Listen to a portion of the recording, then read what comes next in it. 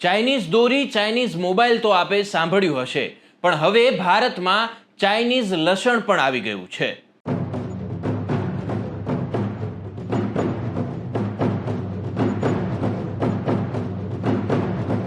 Chinese લસણ દેશભરમાં આવ્યું ક્યાંથી? ગોંડલ એપીએમસીમાં આ લસણ પહોંચ્યું કઈ રીતે? લસણના વિરોધમાં જ્યારે આખા દેશના માર્કેટિંગ યાર્ડો તેમજ વેપારીઓ આજે લસણના વેપારથી અળગા રહેવાના હોય ત્યારે Rajkot marketing yard, commission agent association તેમજ લસણના વેપારીને સંપૂર્ણપણે ટેકો જાહેર કરે છે.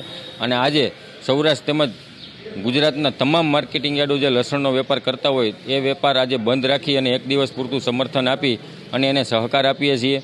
પ્રતિબંધિત લસણ હોય અને દેશમાં ઘુસાડવામાં આવતું હોય અને આપણા દેશની ગુણવત્તા જે લસણની છે એના કરતાં નબળી ગુણવત્તાનું લસણ આપણા દેશમાં ઘુસાડવામાં આવે અને એના વિરોધમાં અમે સરકારને વિનંતી કરીએ છીએ કે આ લસણ જ્યારે વાયા અફઘાનિસ્તાન થઈ અને ગુજરાત અને દેશના સેન્ટરો સુધી પહોંચે છે તો એની ઉપર ચાપતી નજર રાખીને જે લોકો પહોંચાડવામાં લઈને આવતા હોય તે લોકો ઉપર નજર રાખી અને એને પકડી લેવા જોઈએ. કારણ કે આપણા દેશના ખેડૂતો જ્યારે મહામહેનતે આ પાક પકવી અને પોતાના માલના યોગ્ય વળતર આ વર્ષે મળી રહ્યું હોય અને ગુણવત્તામાં પણ આપણું લસણ એના કરતાં સારું હોય તો આ લસણ ઉપર નજર રાખી અને કોઈપણ માર્કેટિંગ યાર્ડો સુધી ન પહોંચે કે કોઈપણ ઘર સુધી આ લસણ ન પહોંચે એની જવાબદારી સરકારે ઉઠાવી લેવી જોઈએ અને દેશના જે ખેડૂતો છે એને આર્થિક નુકસાનીનો સામનો ન થાય એનાથી બચાવી લેવો જોઈએ.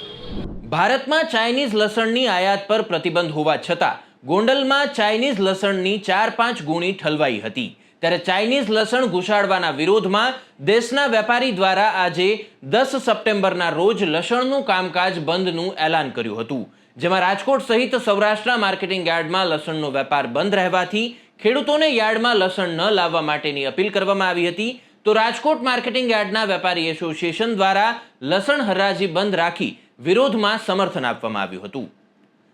ચાઇનીઝ લસણ દેખાવમાં તો દેશી લસણ જેવું જ હોય છે, જેથી લોકો ભ્રમિત થાય છે. આ બંને લસણ વચ્ચેના અંતર વિશે જણાવું તો ચાઇનાનું લસણ કદમાં નાનું અને કડી મોટી હોય છે, તેમાં તીખાશ એટલે કે સ્વાદ અને ગંધ નથી હોતી. ત્યારે ચાઇનીઝ લસણની ગુણવત્તા ભારતીય લસણની ગુણવત્તાની તુલનામાં નબળી છે.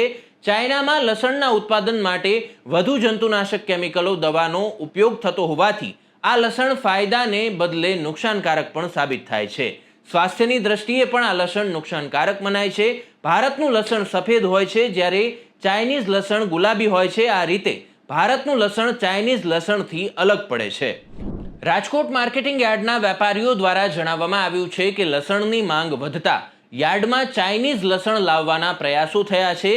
લોકોના આરોગ્ય સાથે ચેડા ન થાય તેને લઈ વેપારી અને ખેડૂતોએ આ મુદ્દે સરકારને ઊંડી તપાસ કરવા માટેની માગણી કરી છે. તો ન્યૂઝ રિલેટેડ આવા જ વિડીયો જોવા માટે આપ અવર રાજકોટની યુટ્યુબ ચેનલને સબસ્ક્રાઇબ કરશો અને જોડાયેલા રહેશો. નમસ્કાર.